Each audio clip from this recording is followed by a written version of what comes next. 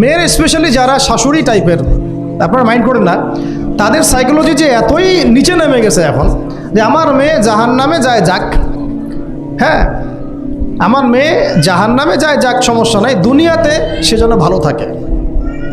এটা কেন বললাম?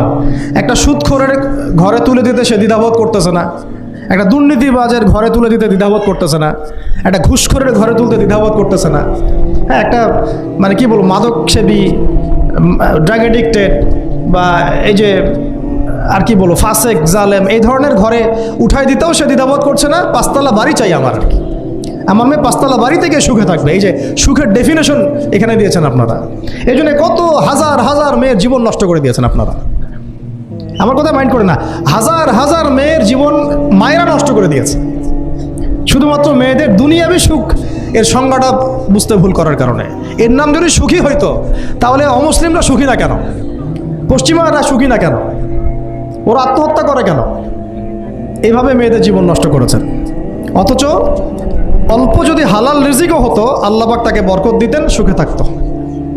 তা আল্লাহ পাক আপনাদেরকে রিজিকের মূল্য বোঝার